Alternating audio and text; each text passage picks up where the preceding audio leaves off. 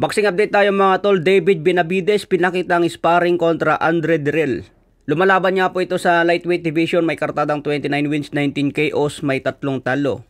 Malupit na fighter din itong si Andre Dirrell mga tol. Ito ang nakalaban ngayon ni David Benavides. Talagang bakbakan sila sa sparring. Panoorin nyo mga tol kung paano lumaban si Benavides sa isang light heavyweight. Mexican monster. He's up there with the Matrix. Promise y'all he just up his game. This boy is fast, explosive, fast at power, precise, and he got a game on mentality. I give you nothing. I need you to give me nothing.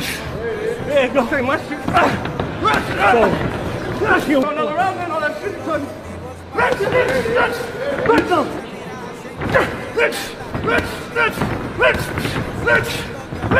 Let's come on. Let's come on. Yo,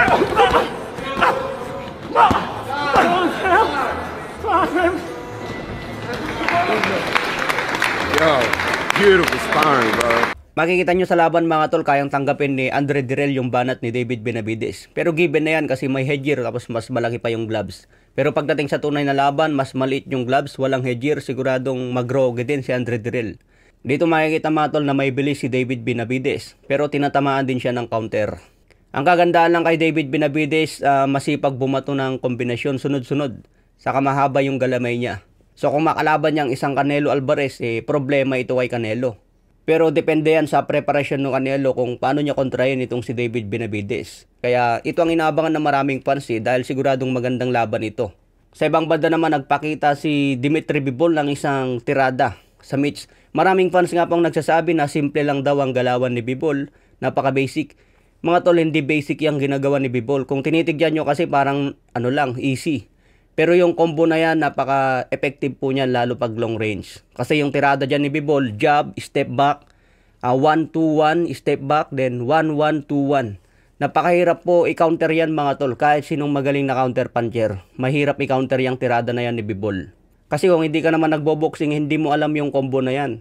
Pero kung nagboboxing ka, amateur ka at marunong ka sa boxing, alam nyo yung combo na yan mga tol, epektibo po yan sa long range.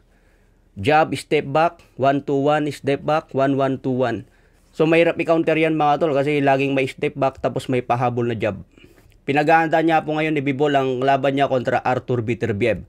Alam ni Bivol na malakas si Beterbiev, may power. Kapag tumama, siguradong may groggy.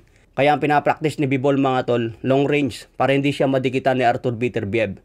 Si Beterbiev kasi magaling din mag-jab yun. Pero kapag nadikitan ka ni Beterbiev, doon ka naman lugi kasi yung suntok ni Beterbiev, puro short punch, tapos malalakas. Kaya sinasanay ni Bivol ngayon, long range naman. Gusto niya i-outbox si Beterbiev, talunin niya bawat round para makuha sa decision. Kaya ito ang abangan natin, June 1 mga tol, bakbakan sa light heavyweight, undisputed po yan. Sa ibang banda naman mga tol, promoter na si Eddie Hearns, sinabing interesado siya na ipalaban si Subriel Matias kontra Pitbull Cruz. Unification nga po ito ng WBA at IBF. Isang Puerto Rican boxer si Subriel Matias at may kartadang 20 wins, 20 knockout, may isang talo. So sa kanyang 20 wins na panalo, 20 knockout din. So may lakas si Subriel Matias.